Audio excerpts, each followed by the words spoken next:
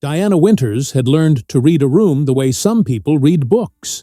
It was a skill honed over years of client presentations, tense negotiations, and corporate boardrooms where one wrong word could cost thousands of dollars.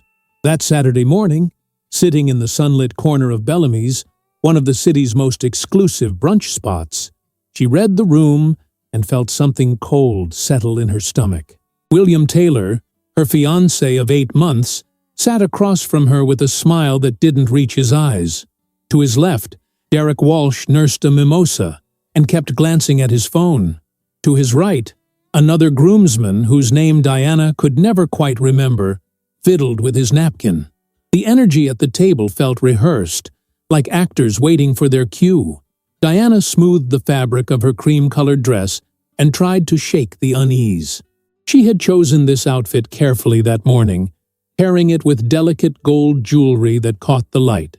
Her auburn hair fell in soft waves over her shoulders, and she had taken extra time with her makeup, wanting to look perfect for what was supposed to be a celebratory brunch with William's closest friends.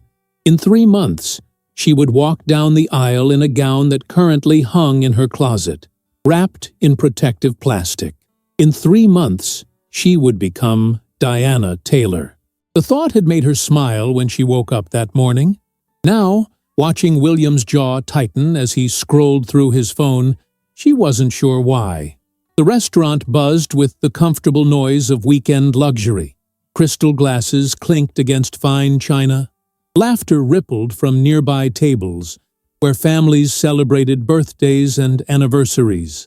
The scent of fresh coffee mingled with warm pastries and the faint perfume of the orchids that decorated every table. Bellamy's was the kind of place where people came to be seen, where every meal was an event worthy of social media posts and carefully filtered photographs. Diana had always felt slightly out of place in venues like this, despite her success as a marketing consultant.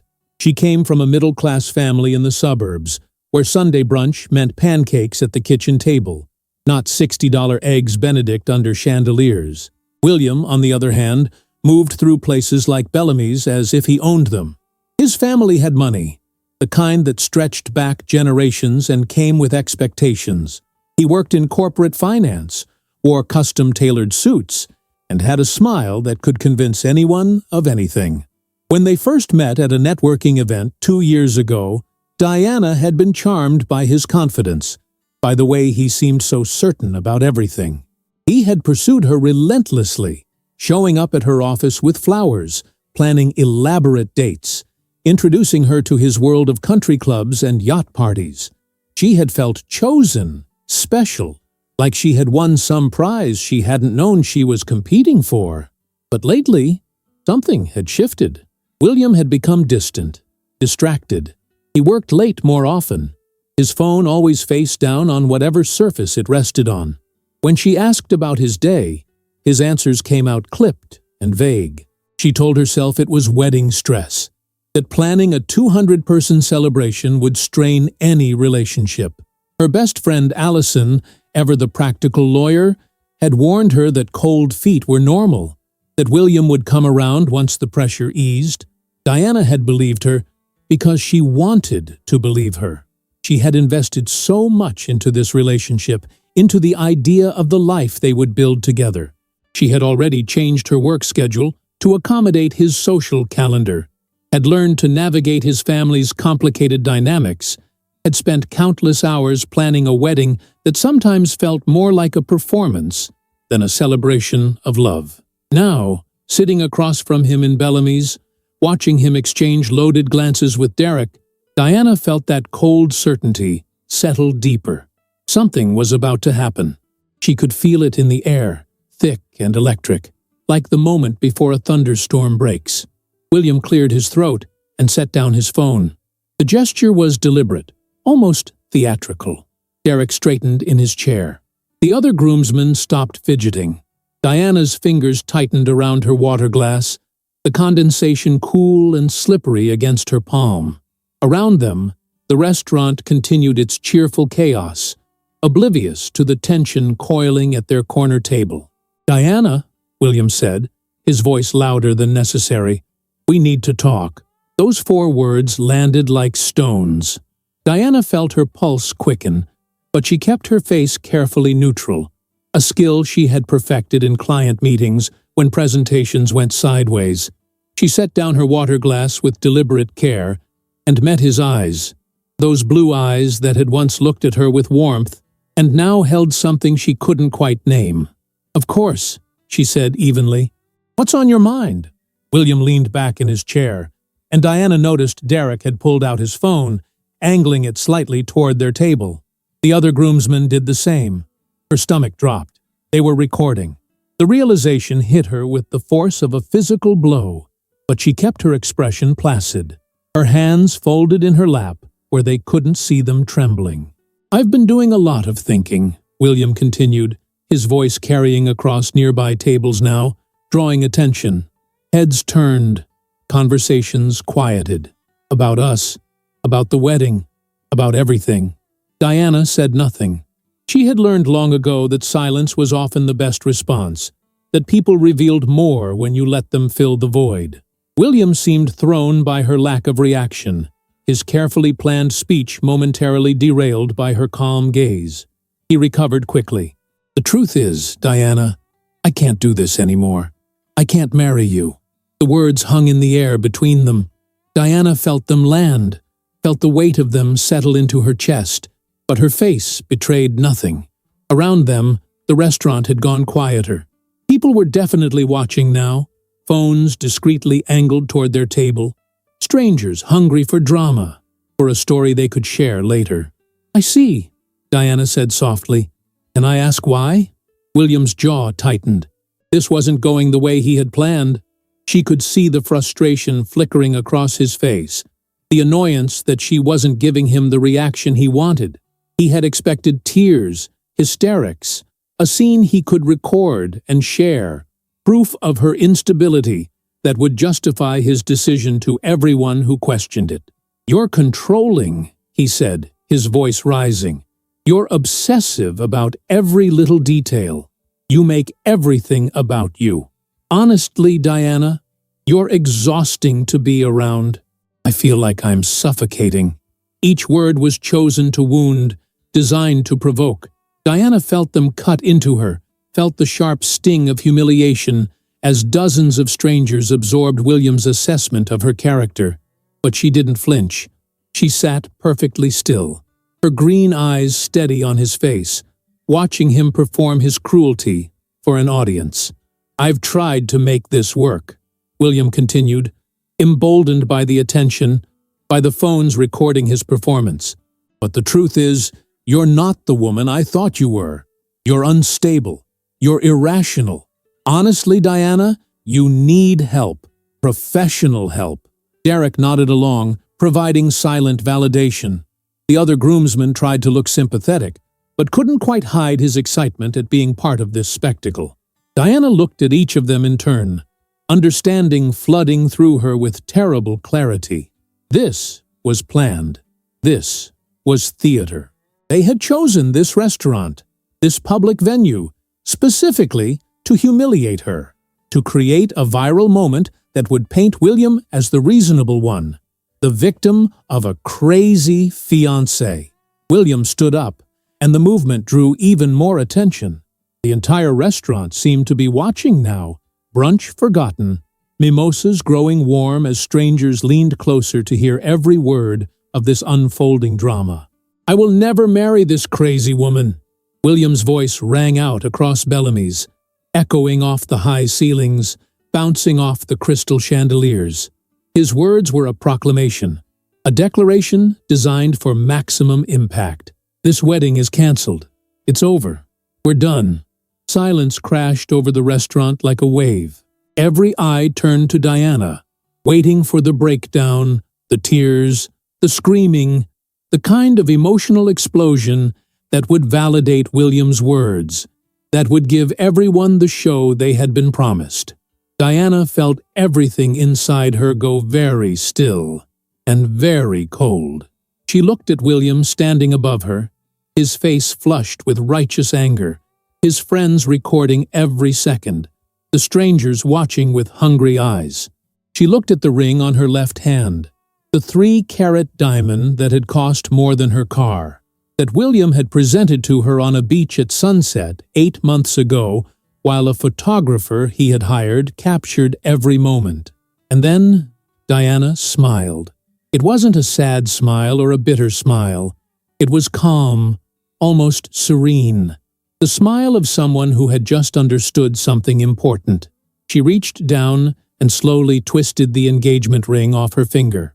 The diamond caught the light, throwing rainbow prisms across the white tablecloth. She set it down gently in front of William's empty plate, the soft click of metal on china loud in the silence. "Thank you," Diana said, her voice clear and steady, "for your honesty." She stood up with fluid grace, reaching for her purse. From her wallet, she pulled out a crisp $100 bill and placed it beside her untouched plate of eggs. Benedict, more than enough to cover her portion of the meal, and a generous tip for the server who would have to deal with the aftermath of this scene. William stared at her, confusion replacing his anger. This wasn't the script. This wasn't how rejected women were supposed to behave. Derek's phone wavered slightly, uncertainty flickering across his face. The other groomsmen looked almost disappointed. Diana adjusted her purse on her shoulder and looked at William one last time. "I hope you find what you're looking for," she said simply.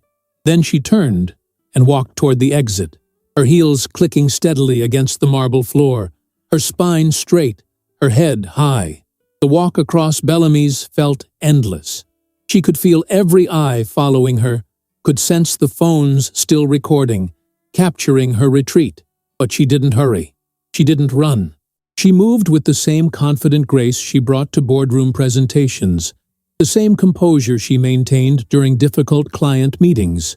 She was aware of her breathing, slow and controlled. She was aware of her hands, steady at her sides.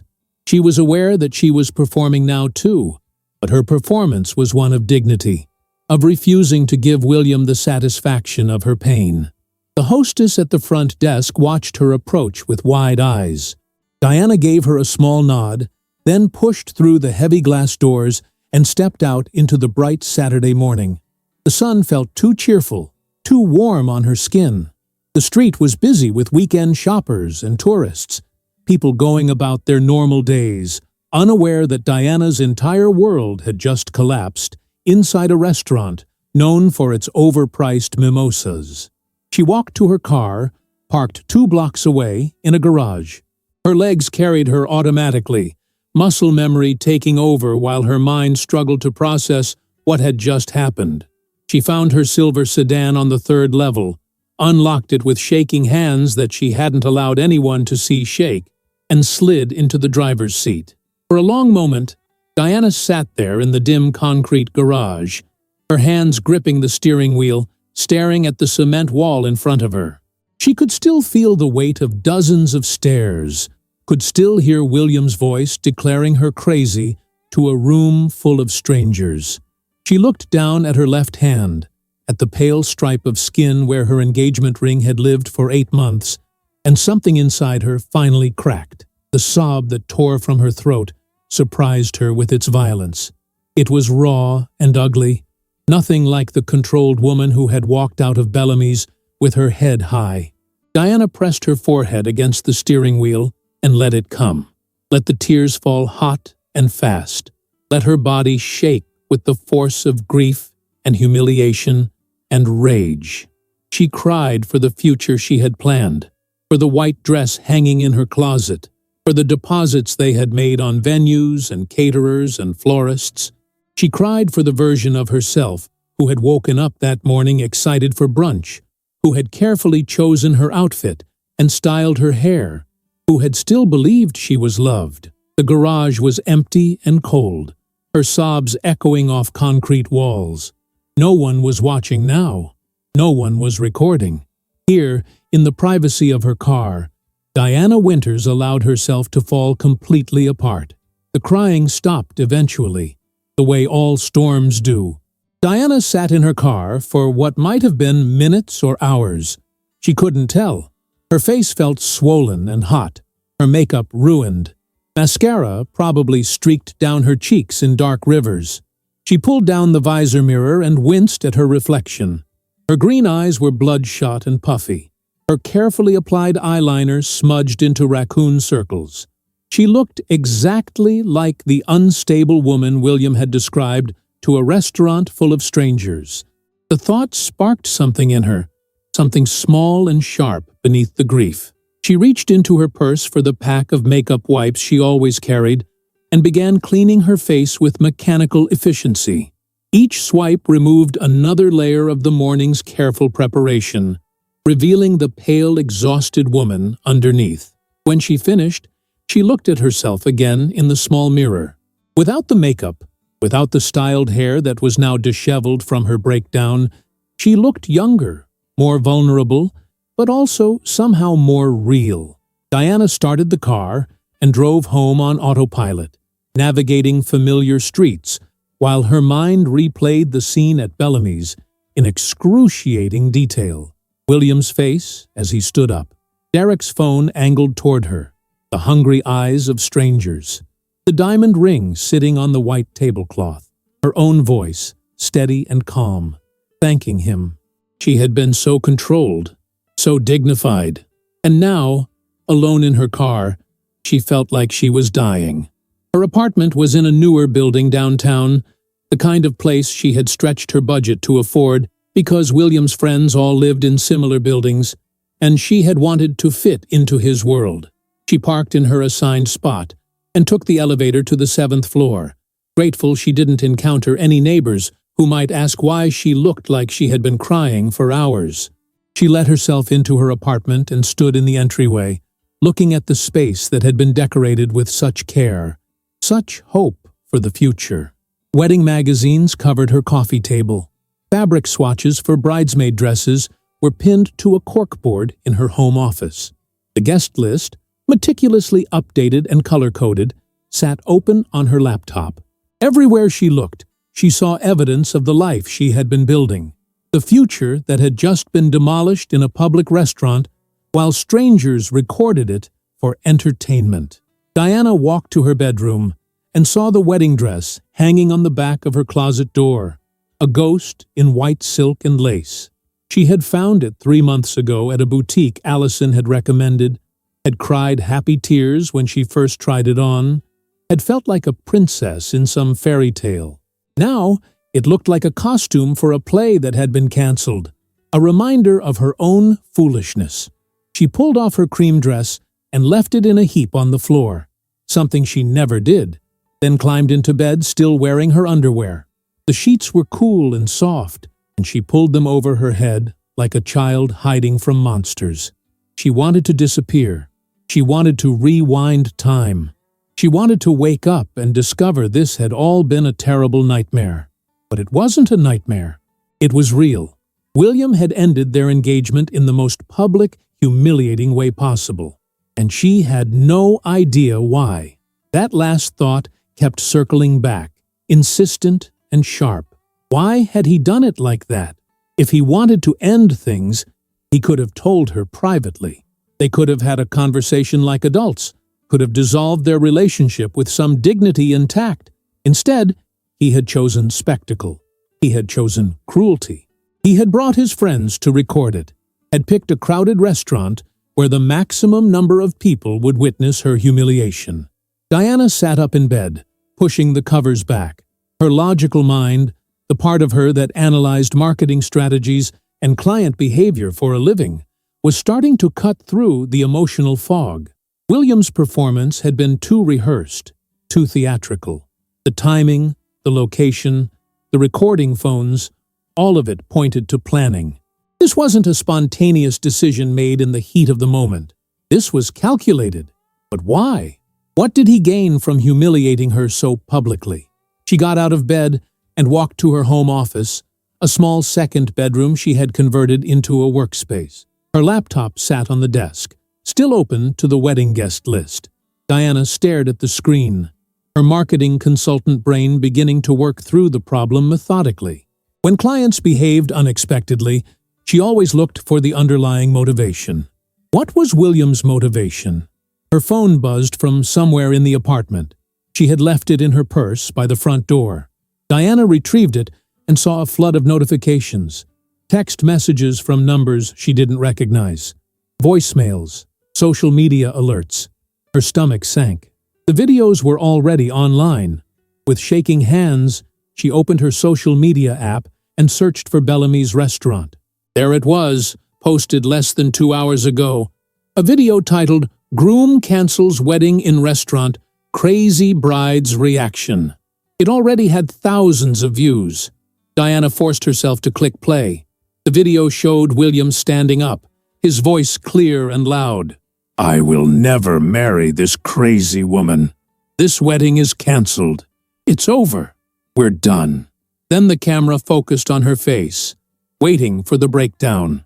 Instead, it captured her calm expression, her steady hands as she removed the ring, her quiet, "Thank you."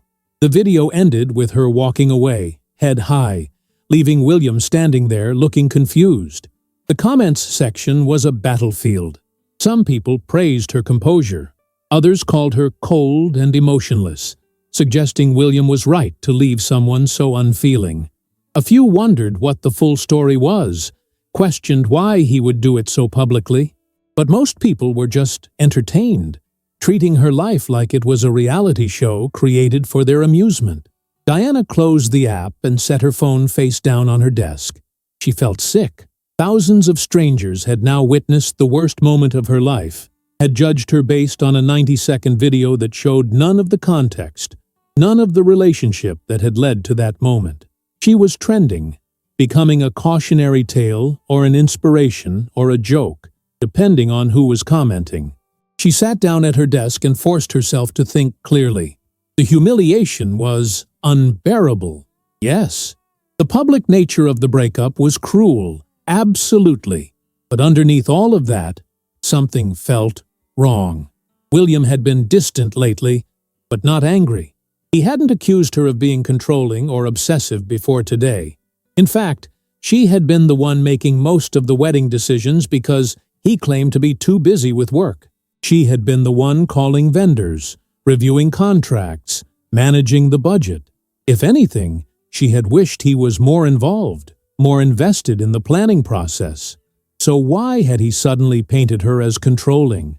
Why had he called her unstable when she had never given him reason to think that? Unless he needed her to be those things. Unless he needed the narrative to be that he was escaping a problematic relationship rather than simply choosing to leave. Diana pulled up their shared cloud storage account on her laptop. They had created it 6 months ago to organize wedding documents, to store contracts and vendor information, and the thousands of decisions that went into planning a large celebration. William had full access to everything.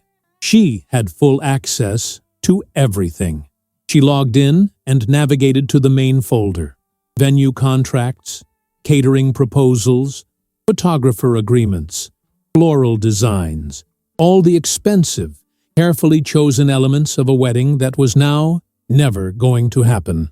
Diana felt a fresh wave of grief looking at those files, at all the hours she had spent reviewing options and negotiating prices. Then she noticed something. William had recently added a new folder just 3 days ago. It was labeled Notes, innocuous and easily overlooked. Diana's cursor hovered over it. Part of her didn't want to open it, didn't want to know what was inside. But the other part, the part that had built a successful consulting career by asking difficult questions and following evidence wherever it led, needed to understand. She clicked the folder open. Inside was a single document titled Saturday Plan. Diana's heart began to race as she opened it. What she saw made her stomach turn. It was a script, a detailed point-by-point breakdown of exactly how to end their engagement publicly. The document was dated 2 weeks ago, which meant William had been planning this for at least that long, maybe longer. Step 1, it read. Choose a high-profile location on a weekend. Maximum witnesses. Bellamy's on Saturday morning. Brunch crowd is perfect. Lots of phones out already for photos. Diana felt cold reading his words. seeing the calculation behind what had felt like spontaneous cruelty. Step 2. Bring Derek and Mike for support and documentation. Make sure phones are recording before starting. Need multiple angles for social media. Mike. That was the other groomsman's name. She hadn't been able to remember it at the restaurant because she had only met him twice, both times briefly. Now she knew why he was there. He was a camera operator in William's planned humiliation. Step 3. Use specific language. Controlling, obsessive, unstable. These words matter for the narrative. Need to establish that she's the problem, not me. Diana's hands were shaking now, but she kept reading. Step 4. Make it loud. Make it public. Want everyone watching. The more witnesses, the more the story spreads. Go viral if possible. Her breath came faster. This wasn't just a breakup. This was a calculated attack on her reputation, her character.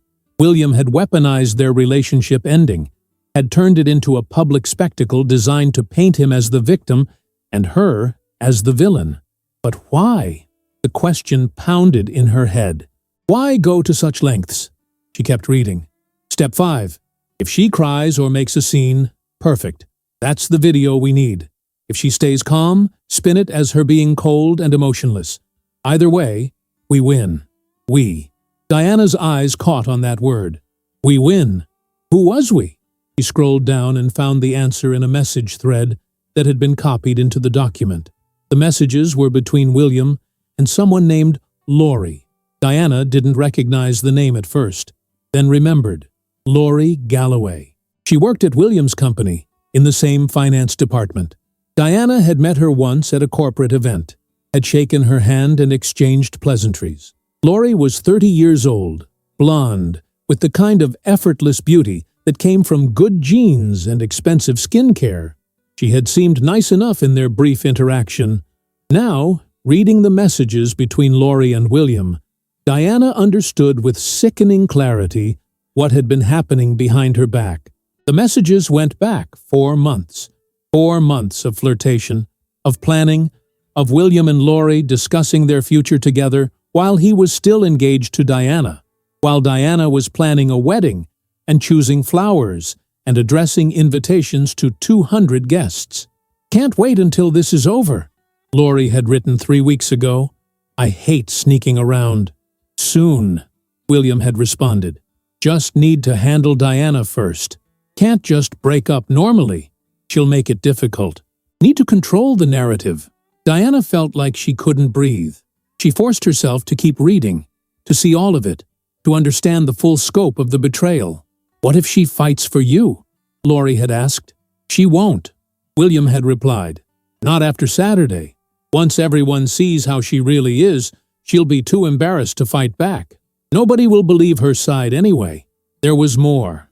Messages discussing how they would move in together after the wedding was canceled. Messages about trips they wanted to take. Messages about Lori wearing the engagement ring that currently sat on a white tablecloth at Bellamy's. Messages that made it clear this wasn't a recent affair, wasn't a moment of weakness. This was a full relationship that had been blooming in the shadows, while Diana planned a future that William had already decided to destroy. Diana sat back in her chair, staring at the screen. The grief she had felt in the car was transforming into something else now, something sharper and more focused. William hadn't just left her. He had plotted to humiliate her. He had crafted a narrative designed to isolate her, to make sure that when he moved on publicly with Lori, as he clearly planned to do, everyone would understand why. Poor William, forced to escape a crazy, controlling fiancé. Poor William, finally free to be happy with someone stable and rational like Lori. The cruelty of it took her breath away. But underneath the pain, Diana felt something else stirring. Anger. Cold, clear, calculating anger. She looked at the folders on the screen, at all the wedding documents she had so carefully organized. The venue contract alone was $30,000, non-refundable as of last month when they had passed the cancellation deadline. The caterer was another $25,000, also non-refundable. The photographer, the florist, the band, the cake, all of it represented deposits and payments that couldn't be recovered. Diana had paid for half of everything from her savings. William had paid for the other half. $55,000 of her money was gone, spent on a wedding that would never happen. William would lose the same amount, and he clearly didn't care. To him, it was worth the cost to move on to Lori without any inconvenient complications from a jilted fiancé. But what if she didn't have to lose that money? What if there was a way to salvage something from this disaster? Diana opened a new tab and pulled up the venue contract.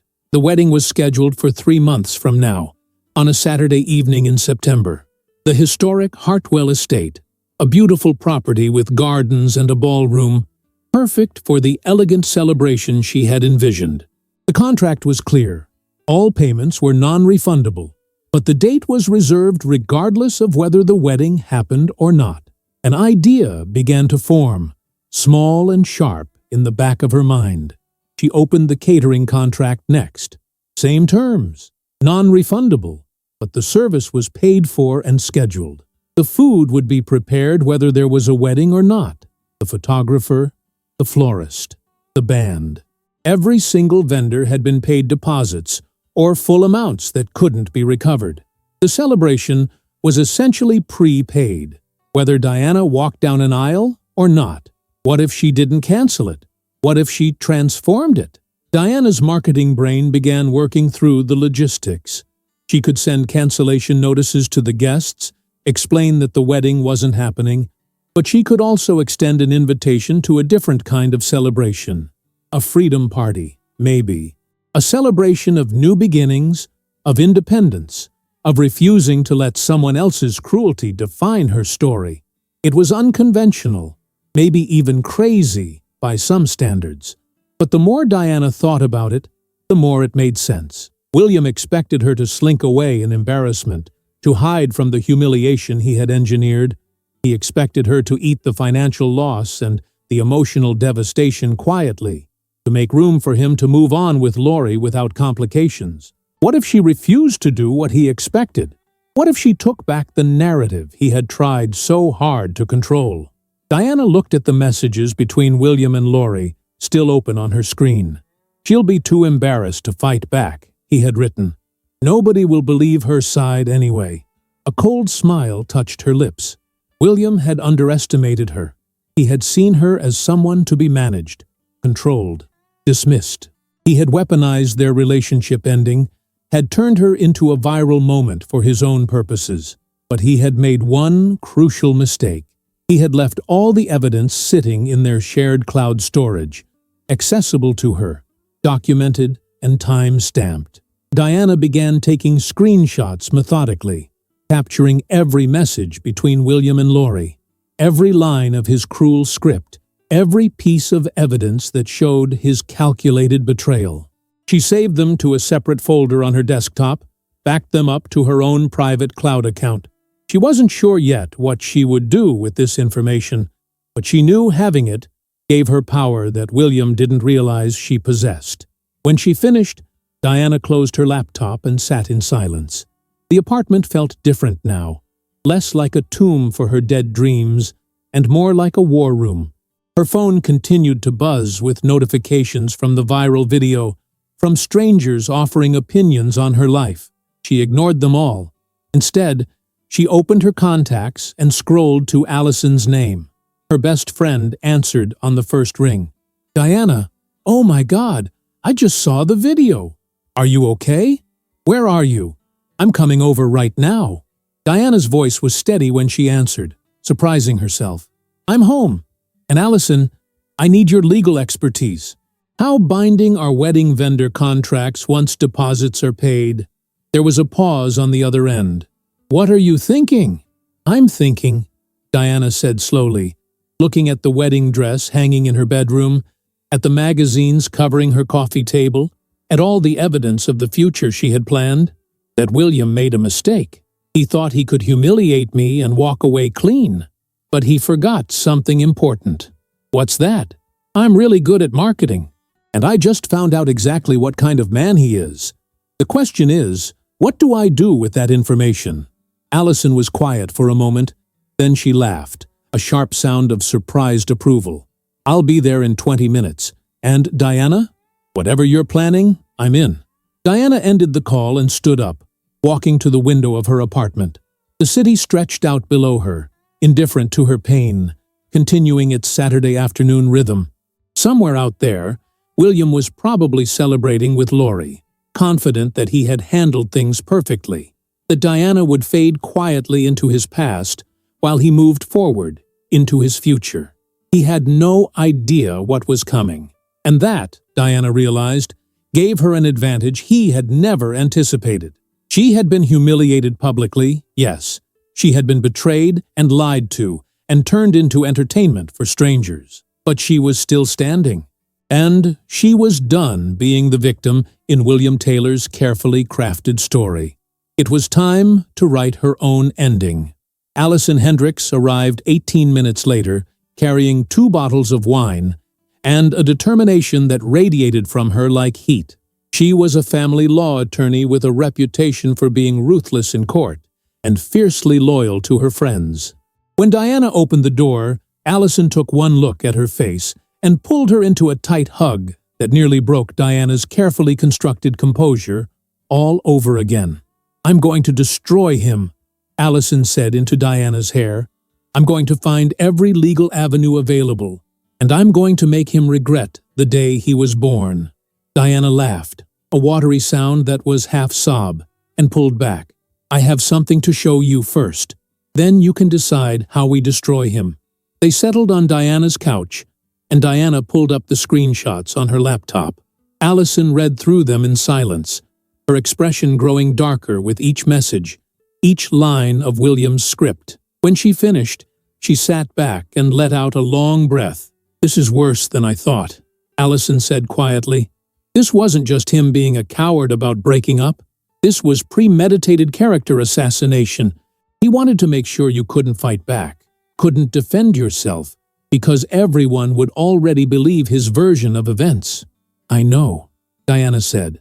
Her voice was steadier now, the grief settling into something more manageable, more useful.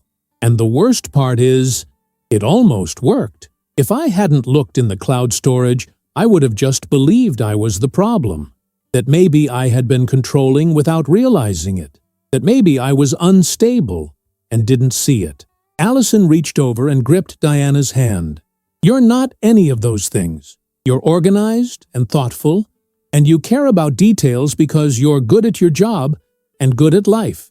William is a manipulative narcissist who needed you to be the villain so he could justify his affair without looking like the bad guy." Diana nodded, squeezing Allison's hand back. "I want to do something about it. I'm not going to just disappear and let him win, but I need to be smart. I can't just post these screenshots online and start a social media war. That makes me look bitter and vengeful, which plays right into his narrative." "Agreed," Allison said, her lawyer brain clearly working through options. "We need to be strategic. What were you thinking with the vendor contracts question?" Diana explained her idea about transforming the wedding into a different kind of celebration.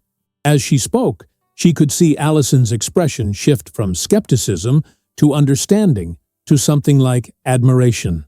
"That's brilliant," Allison said when Diana finished. "It takes away his power completely.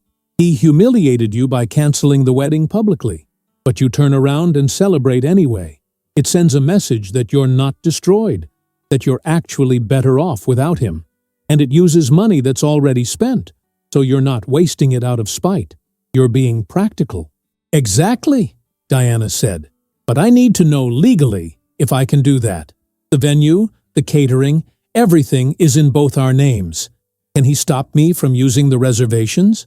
Allison pulled out her phone and started making notes. "Let me look at the contracts. Generally, if payments are non-refundable and the services are scheduled, whoever shows up to claim them gets them. He'd have to file an injunction to stop you, which means going to court, which means explaining to a judge why he's trying to prevent his ex-fiancé from using services that are already paid for. That's not a good look, especially if you have evidence of his affair and his premeditated plan to humiliate you. Diana felt something like hope stir in her chest. So I could actually do this? I think so. Let me review everything tomorrow when I'm in my office and have access to my legal databases.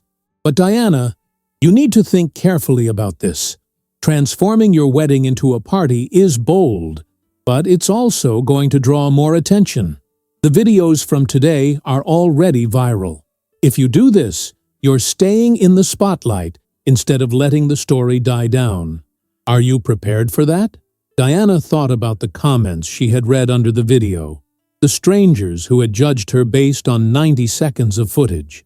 She thought about William and Lori planning their future together while she grieved the loss of hers.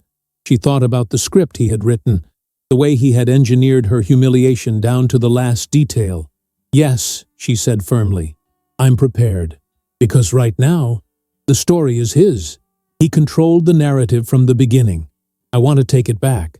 I want people to know the truth, but I want to do it in a way that shows I'm not bitter or broken. I want to do it by living well. Allison smiled, the fierce expression of a woman who had won many courtroom battles. Then let's plan a party. They spent the rest of the afternoon going through contracts and making lists. The wedding had been scheduled for the 21st of September, which was now 12 weeks away.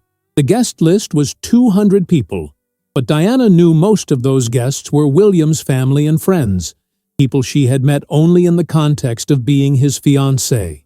Her own list was smaller, maybe 40 people. Her parents, her sister, her colleagues, her friends from college. We'll send out cancellation notices to everyone on the original guest list, Allison said, typing notes on her laptop.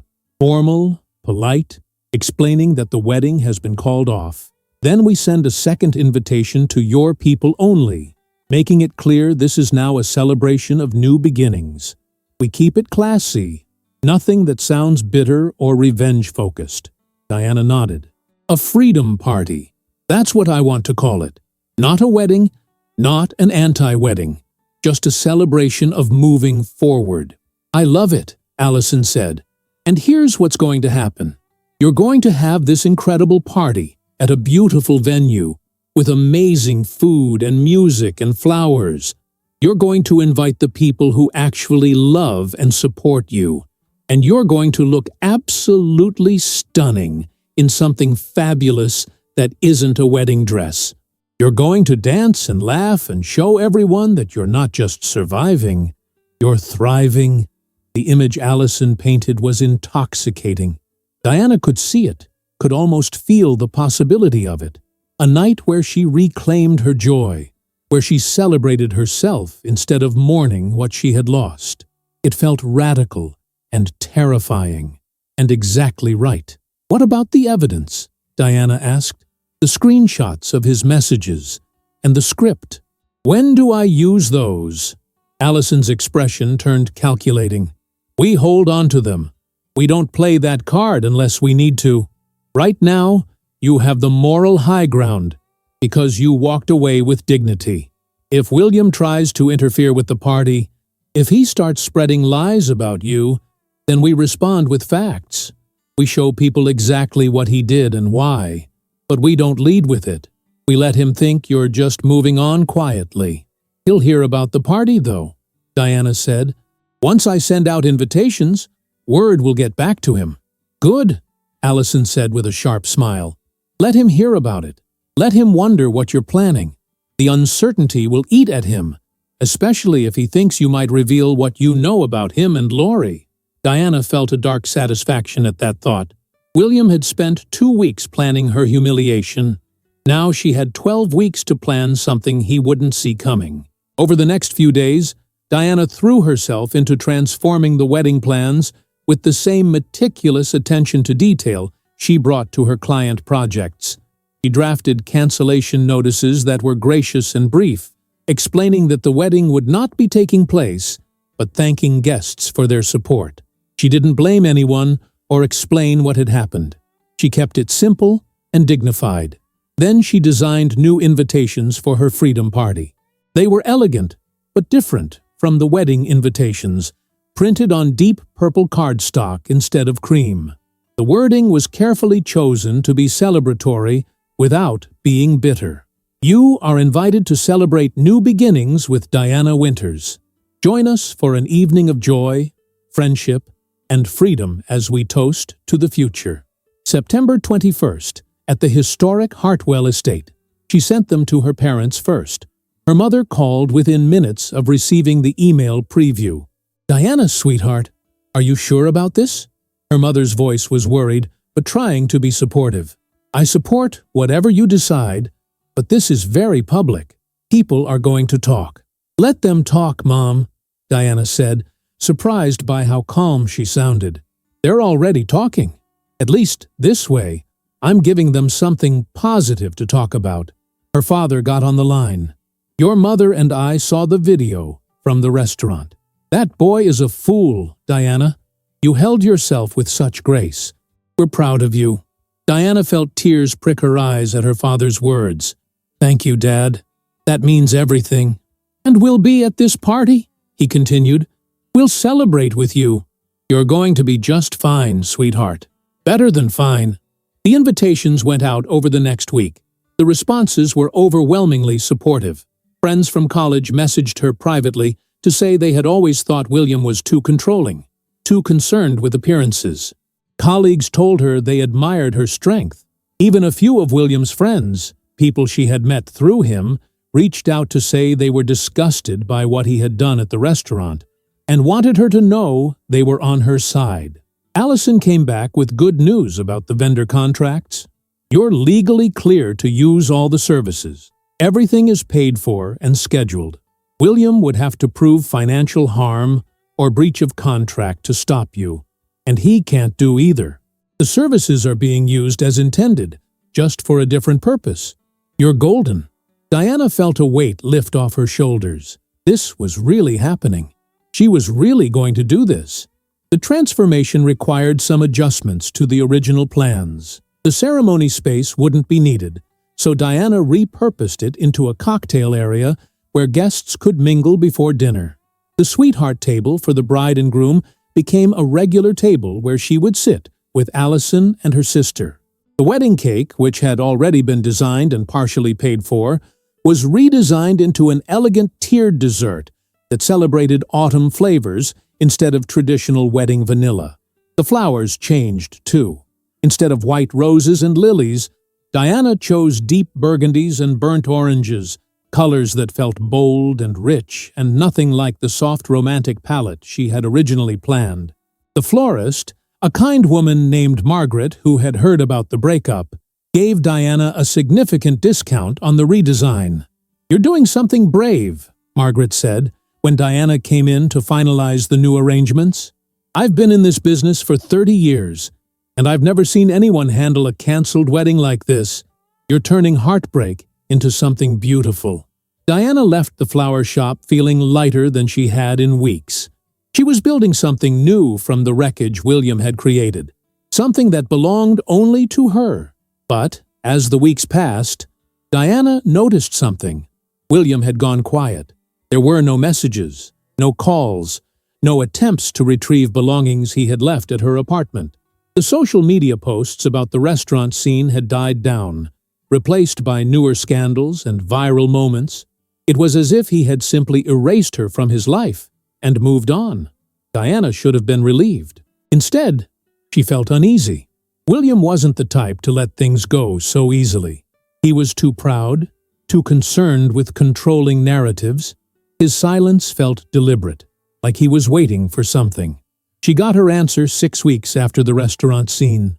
Allison called her on a Tuesday evening, her voice tight with controlled anger. "Diana, I need you to look at William's social media right now." Diana's stomach dropped. She pulled up his profile and saw what Allison was talking about. William had posted a photo 20 minutes ago. He was at a restaurant, somewhere elegant and expensive, and sitting across from him, smiling into the camera, was Lori Galloway. The caption read, "Sometimes life surprises you with exactly what you need when you need it most." grateful for new beginnings and real love. The comments were already flooding in. Friends congratulating him. Strangers saying he looked happy. A few people making pointed comments about how fast he had moved on. But most of the responses were positive. He was spinning his narrative in real time, positioning himself as someone who had escaped a bad relationship and found true happiness. And he had tagged the location, the same restaurant, Bellamy's, where he had ended their engagement. The symbolism was deliberate. He was claiming that space, that moment, rewriting the memory to be about his liberation rather than her humiliation. Diana stared at the photo, at Laurie's beautiful smile, at William's satisfied expression. She felt anger rise in her throat, hot and bitter. He was flaunting his affair, the relationship that had been growing in secret while Diana planned their wedding. And he was doing it in a way that made him look like the good guy, the man who had found real love after escaping instability. "Diana?" Allison's voice came through the phone. "Talk to me." "What are you thinking?" Diana took a slow breath, forcing herself to think clearly instead of reacting emotionally. "I'm thinking he's trying to control the narrative again. He's been quiet for weeks because he was waiting for the right moment to go public with Laurie. He wanted enough time to pass that it wouldn't look like he cheated, but not so much time that people forgot about the restaurant scene. This is calculated." "It absolutely is," Allison agreed. "And it's working. Look at the comments. Most people are buying it." Diana scrolled through the responses. Allison was right. The story William was telling was taking hold. He was the hero who had escaped a difficult situation and found happiness. She was becoming a footnote, the crazy ex-fiancé he had wisely left behind. "When is your party?" Allison asked. 5 weeks from Saturday." "Then we wait," Allison said firmly. "We don't respond to this. We don't post anything bitter or defensive. We let him think he's won. And then we show up at that party, and we make it so incredible, so joyful, so obviously a celebration of you thriving without him, that his little Instagram post looks pathetic in comparison." Diana nodded, even though Allison couldn't see her. "You're right. I'm not going to give him the satisfaction of a reaction. He wants me to be upset, wants me to lash out so he can point to it as more evidence that I'm unstable. I won't do it." "That's my girl," Allison said. 5 more weeks, Diana. Then we show him exactly what he lost." After they hung up, Diana sat with her phone in her hand, staring at the photo of William and Laurie. She thought about the messages she had read, the ones where they had planned this whole thing together. She thought about the script William had written, the care he had taken to humiliate her publicly. She thought about the engagement ring she had placed so carefully on the table at Bellamy's, about walking out with her head high while strangers recorded her retreat. William thought he had won. He thought he had successfully rewritten their story so that he emerged unscathed while she faded into irrelevance. But he had made a mistake. He had underestimated her resilience, her intelligence, her refusal to be defined by his cruelty. Diana opened her laptop and pulled up the party planning documents. 5 weeks. She had 5 weeks to create something so undeniably triumphant that William's Instagram moment would be forgotten, rendered meaningless by the evidence of her joy. She got to work. The weeks that followed William's public debut with Laurie were a study in contrasts. On the surface, Diana maintained her composure, continuing to work with clients, responding professionally to the few people who asked about the breakup, and planning her freedom party with meticulous care. But privately, in the quiet moments of her apartment, she wrestled with waves of hurt that threatened to pull her under. There were nights when she would wake at 3 in the morning and reach for her phone, scrolling through William's social media against her better judgment. He and Laurie had become a public couple, posting photos from weekend trips and dinner dates, their happiness on display for everyone to see. Each post felt like a fresh wound, a reminder that while Diana was still processing the betrayal, William had moved on as if their 2 years together had meant nothing. Allison became her lifeline during those weeks, showing up unannounced with takeout food and refusing to let Diana spiral into isolation. "He wants you to disappear," Allison reminded her during one particularly difficult evening. "He wants you to be so embarrassed and hurt that you hide.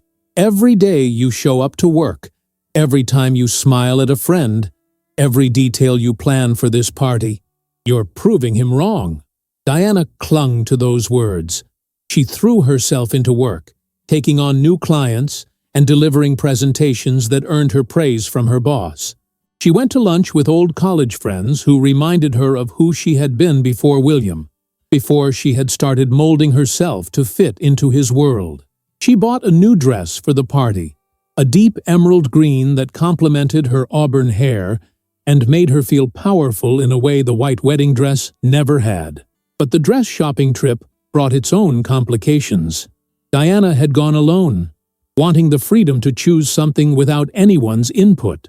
She was in the fitting room of an upscale boutique, zipping up the emerald dress, when she heard familiar voices from the main showroom. Her blood ran cold. "I think the ivory one would be stunning on you," a sales associate was saying. "Would you like to try it on?" "I'd love to." The voice was unmistakably Laurie's. "We're not in a rush to get married or anything, but I like to be prepared. You know how it is." Diana stood frozen in the fitting room, the emerald dress suddenly feeling too tight, too hot. Laurie was shopping for wedding dresses. She and William were already planning their future together, while Diana was still reeling from the destruction of hers. The sales associate laughed. "How long have you and your fiancé been together?" "Well, officially only about 2 months," Laurie said, her voice carrying clearly through the boutique. "But we've been close for much longer. Sometimes you just know when you've found the right person, you know? My boyfriend William just got out of a really difficult relationship. His ex was very controlling, very unstable. He tried so hard to make it work, but eventually he realized he deserved to be happy. And here we are." Diana's hands clenched into fists. The lies were so smooth, so practiced. Laurie was repeating William's narrative word for word, painting herself as the savior who had rescued him from a troubled relationship. She had no idea that Diana was standing 15 feet away, hidden by a fitting room door, hearing every word. "That must have been hard for him," the sales associate said sympathetically. "But he's lucky to have found you." "I think we're both lucky," Laurie replied. "Oh, I love this ivory one. Let me go try it on."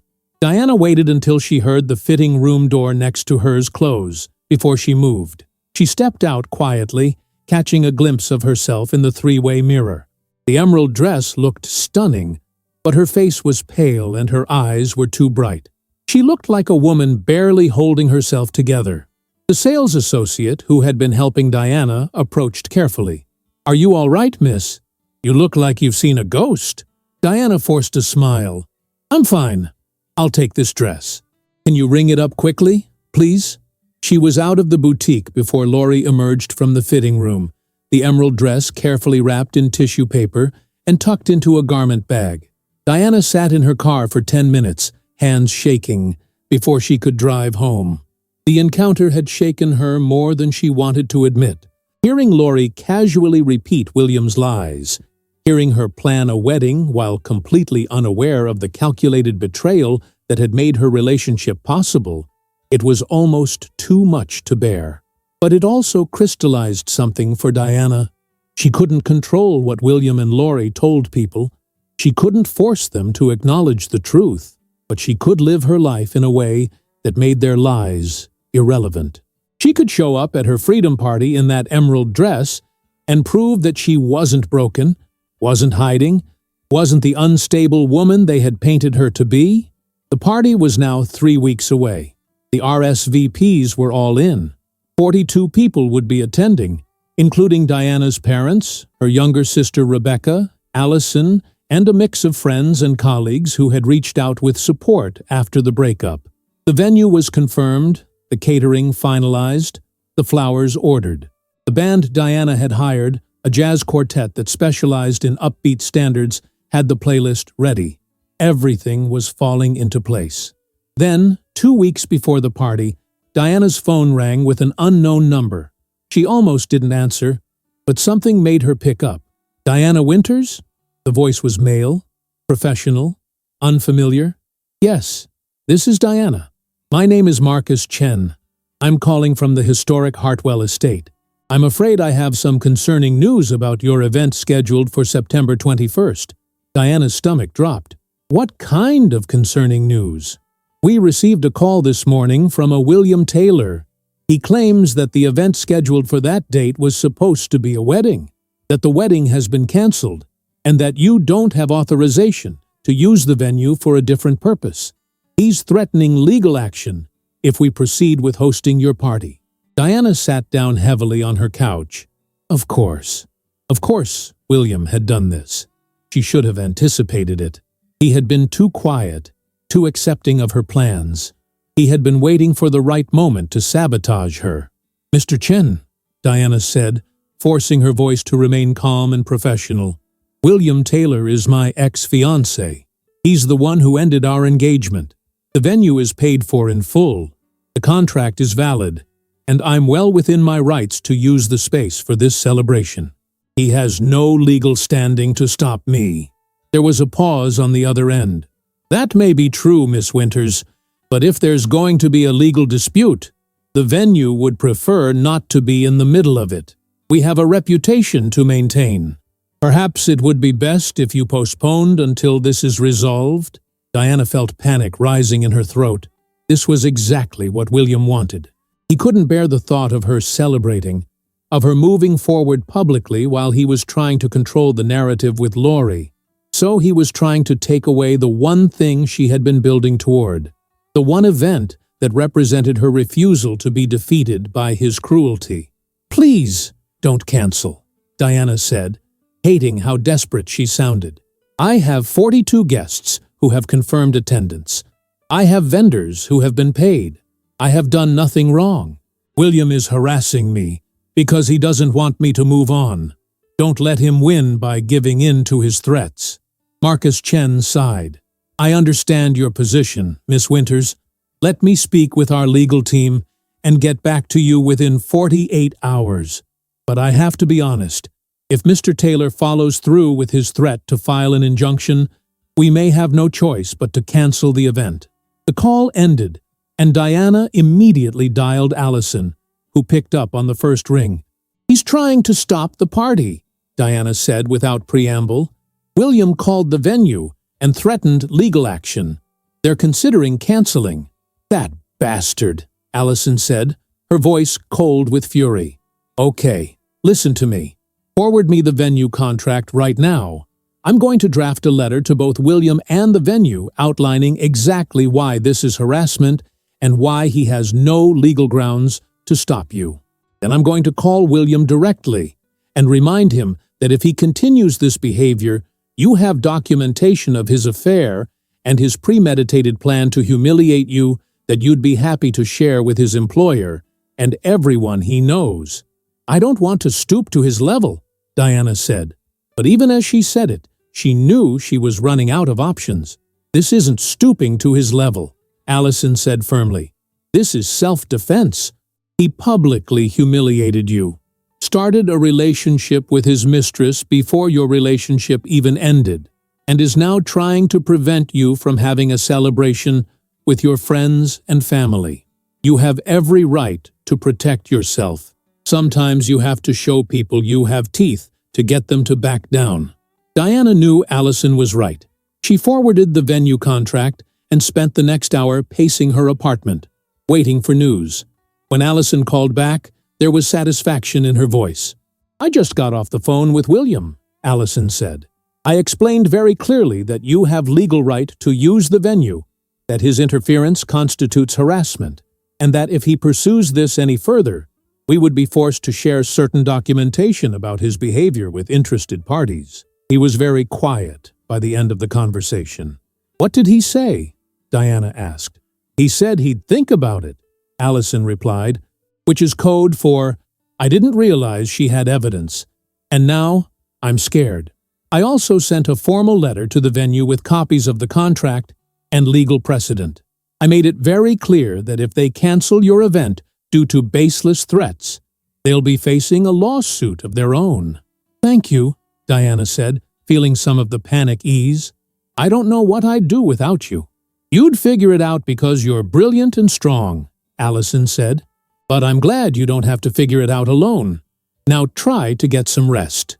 William isn't going to bother you again. He knows you have ammunition now. The next morning, Marcus Chen called back. Miss Winters, we've reviewed the situation with our legal team. Your event will proceed as scheduled. We apologize for any distress this may have caused. Mr. Taylor has been informed that he is not to contact our venue again regarding this matter. Diana felt relief wash over her, like a wave. Thank you, Mr. Chen. I appreciate your professionalism in handling this. After the call ended, Diana allowed herself a moment to simply breathe. William had tried to sabotage her, and he had failed. He had pushed too far, and it had backfired. Now he knew she had evidence of his betrayal, which meant he would have to be more careful going forward. The balance of power had shifted, even if just slightly. The final 2 weeks before the party passed, in a blur of last-minute details and nervous energy, Diana confirmed arrangements with every vendor, picked up her emerald dress from final alterations, and practiced the short speech she planned to give, thanking everyone for their support. She didn't sleep well most nights, her mind racing with possibilities of what could go wrong, but she showed up every day and kept moving forward. 3 days before the party, Diana's sister Rebecca flew in from Chicago.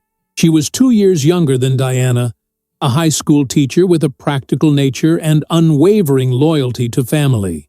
When she walked into Diana's apartment and saw the stress evident on her sister's face, she immediately pulled Diana into a hug. "You're going to get through this," Rebecca said firmly, "and that party is going to be amazing. I've seen the photos of the venue. I've looked at the menu. I've heard about the band. You've created something beautiful out of something terrible. That takes real strength, Di." "What if nobody comes?" Diana whispered, voicing the fear that had been keeping her awake at night. "What if people decide at the last minute that it's too weird, too awkward, too much drama? Then you'll have a really nice dinner with me and Allison and Mom and Dad," Rebecca said with a smile. "But that's not going to happen. People love you, Diana. They're going to show up." The night before the party, Diana barely slept. She lay in bed staring at the ceiling, thinking about everything that had led to this moment. The restaurant scene at Bellamy's felt like it had happened years ago instead of 12 weeks. She had been a different person then, someone who still believed in the future she and William had planned, someone who hadn't yet learned what betrayal felt like. But she had survived it. She had discovered his affair, his calculated cruelty, his willingness to destroy her reputation to protect his own. And instead of letting it break her, she had transformed it. Tomorrow night, she would stand in a beautiful venue surrounded by people who genuinely cared about her. And she would celebrate not the ending of a relationship, but the beginning of a new chapter written entirely on her own terms. Diana got out of bed at sunrise on Saturday, September 21st, the day she was supposed to have become Diana Taylor. Instead, she would remain Diana Winters, and for the first time since the breakup, that felt exactly right. She made coffee and stood at her apartment window watching the city wake up. Somewhere out there, William was probably still asleep beside Lori, secure in his new relationship, confident in the narrative he had constructed. He had no idea what tonight would bring. He had no idea that Diana had stopped being his victim the moment she had discovered his betrayal and chosen to fight back. Her phone buzzed with a text from Allison. "Today is your day. Are you ready?" Diana typed back without hesitation. "I'm ready." And she was. The historic Hartwell estate looked like something from a dream. Diana arrived 3 hours early to oversee final preparations, and even in the afternoon light, the property took her breath away. The main house was a restored 19th-century mansion with white columns and sprawling gardens that had been manicured to perfection. The ballroom where the reception would be held featured floor-to-ceiling windows that overlooked a pond surrounded by willow trees. Everything was bathed in the golden glow of early September, the air carrying just a hint of autumn coolness that promised the changing of seasons. Margaret, the florist, was already there, setting up the arrangements. The deep burgundies and burnt oranges Diana had chosen looked stunning against the neutral tones of the venue. Instead of traditional centerpieces, Margaret had created flowing installations that cascaded down the tables like waterfalls of color. It was bold and beautiful, and nothing like the soft romantic aesthetic Diana had originally planned for her wedding. It was better. "You were right about these colors," Margaret said, stepping back to admire her work. "They're perfect. This whole event feels like a celebration of transformation, of strength. I'm honored to be part of it." Diana felt tears prick her eyes at the kindness in Margaret's voice. "Thank you for believing in this idea. I know it's unconventional." "The best things usually are," Margaret replied with a warm smile. The caterers arrived next, setting up stations in the kitchen and beginning preparations for the meal. Diana had kept the menu largely the same as what she had planned for the wedding: herb-crusted salmon and filet mignon with seasonal vegetables, but she had added a few touches that felt more celebratory and less formal. The cake, redesigned from wedding white to a stunning creation featuring autumn leaves made of spun sugar, stood on display near the entrance to the ballroom. Allison showed up 2 hours before guests were scheduled to arrive, carrying Diana's dress and makeup bag. "Okay, we're doing this. Let's get you ready to show the world what victory looks like." They set up in one of the estate's smaller rooms that had been designated as a bridal suite, though tonight it served a different purpose. Diana showered and let Allison help her with her hair, pulling it into an elegant updo that showed off her neck and shoulders. The makeup was more dramatic than Diana usually wore, with a smoky eye that made her green eyes striking and a deep red lip that matched the boldness of her dress. When Diana finally stepped into the emerald gown, she barely recognized herself in the mirror. The dress hugged her curves in all the right places, the color making her auburn hair look like fire. She looked powerful, confident, beautiful in a way that had nothing to do with pleasing anyone else. This was her night, her celebration, her story. "You look incredible," Allison said softly. "Diana, I mean it. You look like a woman who knows exactly who she is."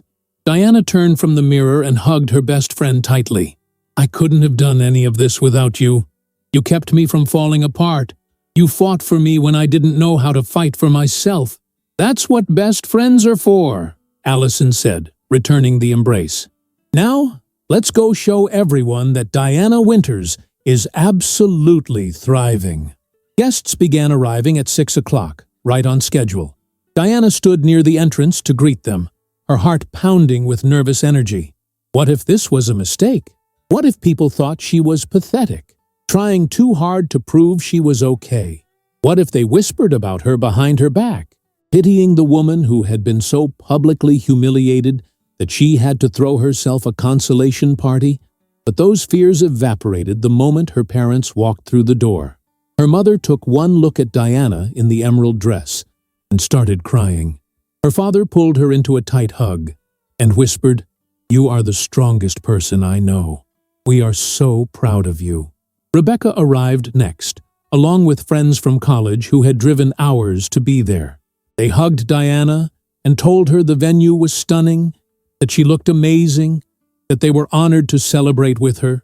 Colleagues from work showed up with bottles of champagne.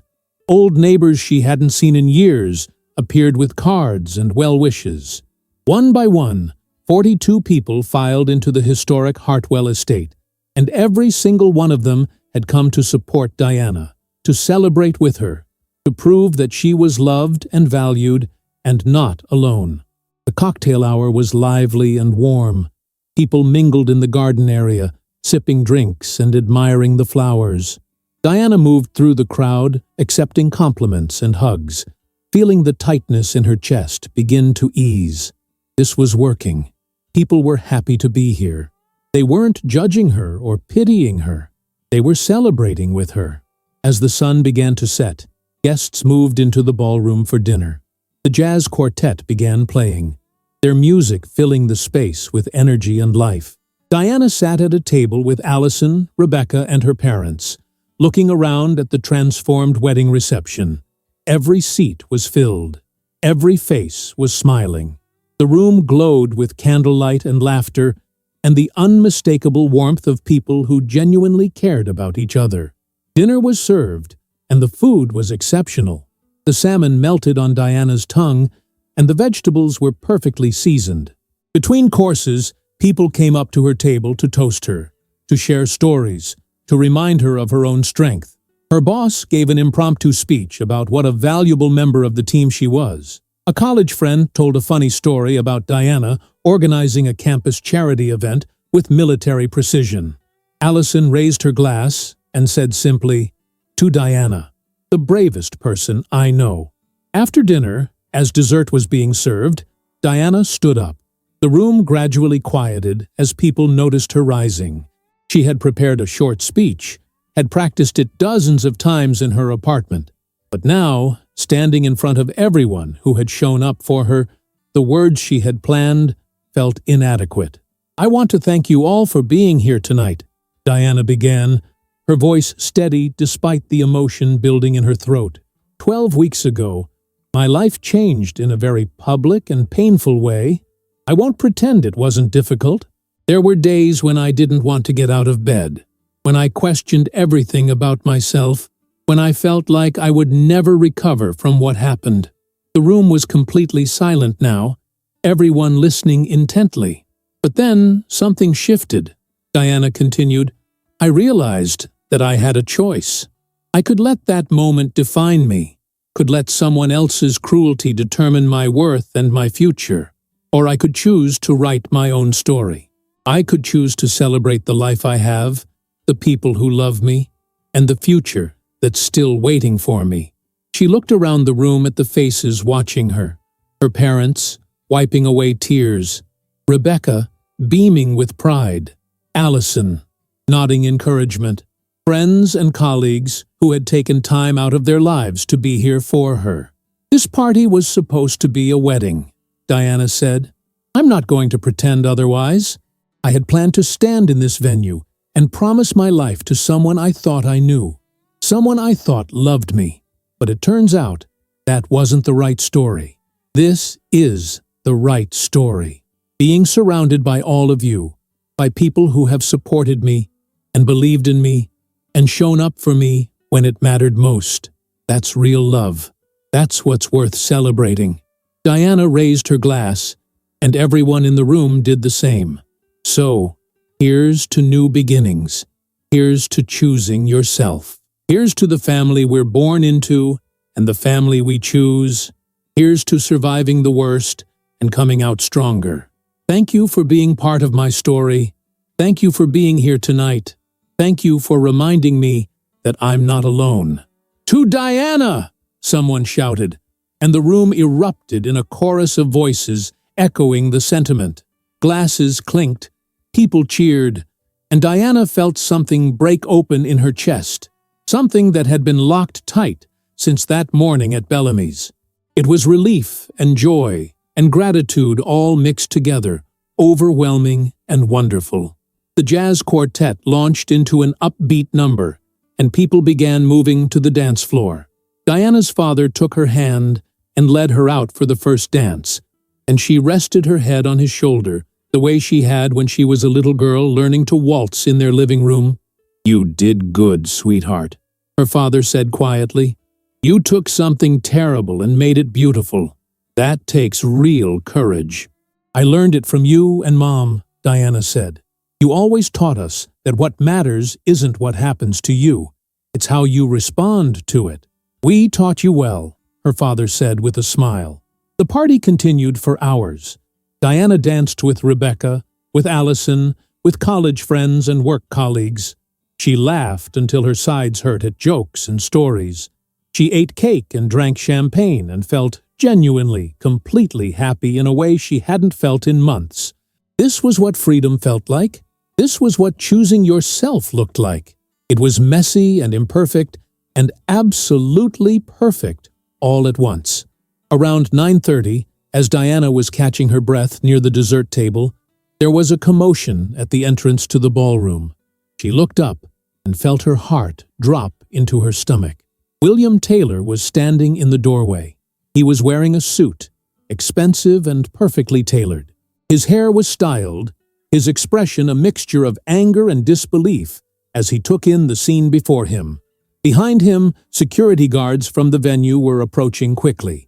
But William had already pushed past the initial checkpoint. The music didn't stop, but people nearby had noticed. Conversations quieted. Heads turned. Diana felt Allison materialize at her side immediately. A protective presence. "What is he doing here?" Allison hissed. William's eyes found Diana across the room. He started walking toward her, his face flushed. "Diana, we need to talk. This is ridiculous. You can't just— Sir, you need to leave immediately." A security guard had caught up to him, placing a firm hand on William's arm. "You're not on the guest list. This is a private event. I paid for half of this."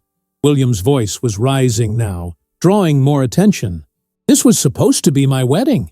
She doesn't get to just take everything and throw some pathetic party." "Actually," Diana said, her voice cutting through his tirade with surprising calm, "I do get to do exactly that. The venue is paid for. The vendors are paid for. I'm using services that would have gone to waste otherwise. You have no legal right to be here, and you need to leave." William stared at her, and Diana saw something flicker in his eyes. Surprise, maybe, that she was standing up to him so directly. Or maybe it was seeing her in that emerald dress, surrounded by people who obviously cared about her, looking nothing like the broken woman he had expected her to become. "This is insane," William said, but his voice had lost some of its certainty. "You're making a fool of yourself, Diana. Everyone knows what you're doing. You're trying to prove you're okay when everyone can see you're not. It's sad." What's sad?" Allison interjected, stepping forward. "Is that you can't let her move on. What's sad is that you're so threatened by her happiness that you had to crash her party. What's sad is that you're here instead of with your girlfriend, which makes me wonder if your new relationship isn't quite as perfect as you've been posting on social media." William's face reddened. "This has nothing to do with Lori, doesn't it?" Diana said quietly. She pulled out her phone, and her hands were steady as she opened the folder of screenshots she had saved months ago. "Because I have evidence that says otherwise. I have your script for how you plan to humiliate me at Bellamy's. I have months of messages between you and Lori planning your relationship while you were still engaged to me. I have documentation of everything, William. I've had it this whole time." The color drained from William's face. Around them, guests had formed a semicircle, watching the confrontation unfold.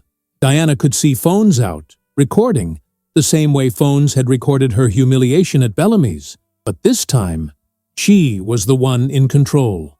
"I didn't use this information," Diana continued, her voice growing stronger.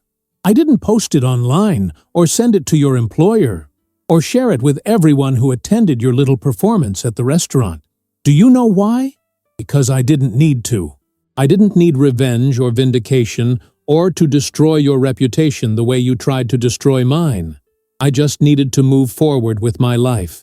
I needed to surround myself with people who actually love me and celebrate the fact that I escaped a relationship with someone who would plan my humiliation like it was a business strategy." William looked like he wanted to say something, but no words came out. The security guards had firm grips on both his arms now. "But if you ever try to interfere with my life again," Diana said, and there was steel in her voice that surprised even her. "If you ever contact me or harass me or try to stop me from living my life, I will share every single screenshot I have. Your employer will see them. Lori will see them. Everyone who watched that video from Bellamy's will see exactly what kind of person you really are. Do you understand?" William nodded slowly, the fight draining out of him. He suddenly looked small and pathetic standing there in his expensive suit, exposed in front of dozens of witnesses. "Get him out of here," Diana said to the security guards. They didn't need to be told twice. They escorted William out of the ballroom, his protests fading as they moved him toward the exit. The moment he was gone, the room erupted in applause. People were cheering, clapping, surrounding Diana with support and admiration. Someone started chanting, "Diana! Diana!" and others joined in. Allison grabbed her hand and squeezed it tight. "That was amazing," Allison said, her eyes shining. "You were perfect. You didn't sink to his level, but you made it absolutely clear that you're not someone to be messed with." Diana felt adrenaline coursing through her veins, her heart pounding. Did that really just happen? "It really just happened," Rebecca said, appearing at her other side. "And it was the most badass thing I've ever seen my sister do." The jazz quartet, bless them, had kept playing through the entire confrontation. Now they launched into a particularly upbeat number, and people began returning to the dance floor, the energy in the room somehow even higher than before. Diana stood in the center of it all, feeling something settle into place inside her. She had faced William one more time, and she had won. Not by destroying him, but by refusing to let him destroy her. The rest of the party passed in a blur of dancing and laughter and joy. People kept coming up to Diana to tell her how proud they were of her, how inspiring she was, how much they admired her strength. Her mother hugged her tightly and said, "You are your father's daughter. You stand your ground, and you don't back down from what's right." Cease.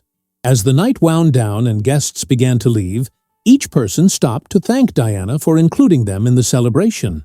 "This was the best party I've been to in years," one colleague said.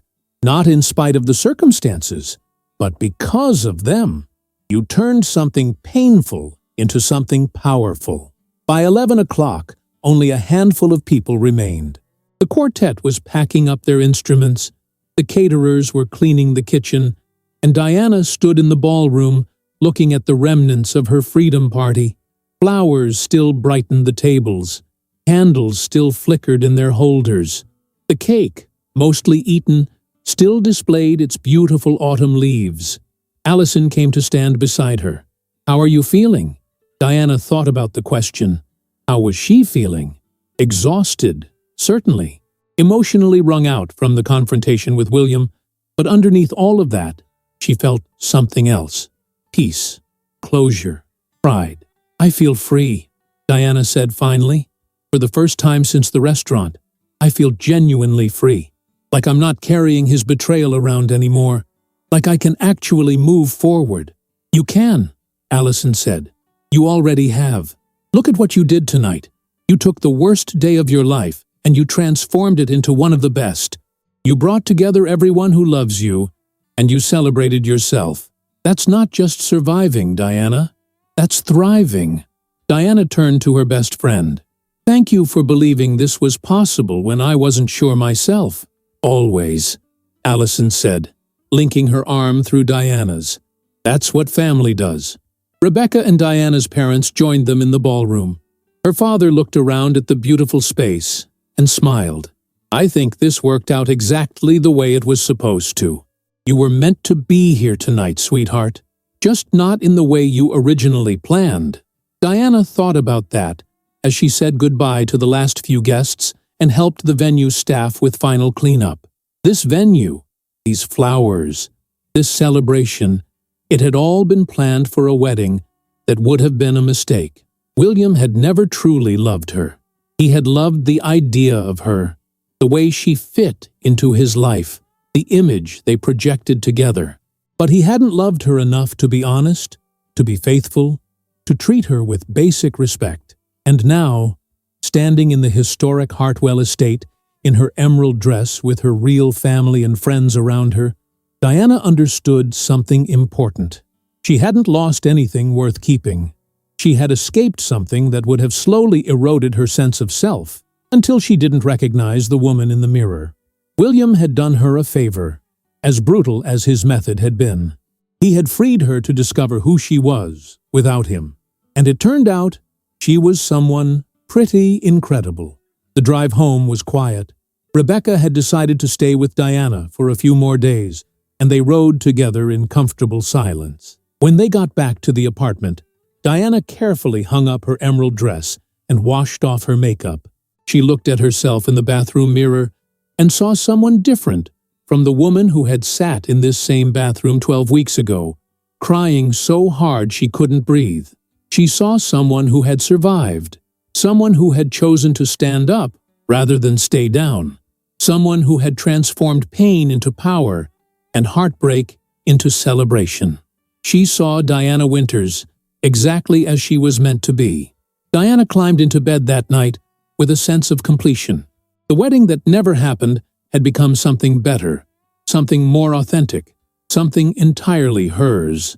Tomorrow she would wake up and continue building her life, making decisions based on what she wanted rather than what someone else expected. She would take on new clients, strengthen old friendships, maybe eventually open herself to the possibility of love again, though that felt far away right now. But tonight, she simply rested in the knowledge that she had done something difficult and emerged victorious. She had written her own ending to a story someone else had tried to control, and it was a good ending, one filled with love and laughter and the unshakable certainty that she could handle whatever came next. As Diana drifted off to sleep, her last thought was simple but profound. She had been right to walk out of Bellamy's with her head high. She had been right to refuse to give William the satisfaction of her breakdown. She had been right to transform devastation into celebration. She had been right to choose herself. And in the morning, when she woke up to sunshine streaming through her windows and her sister making coffee in the kitchen, Diana Winters smiled, because she was free. Really, truly free. And that was worth everything. If you enjoyed the story, leave a like and subscribe to the channel. And drop a comment below. What city are you watching from?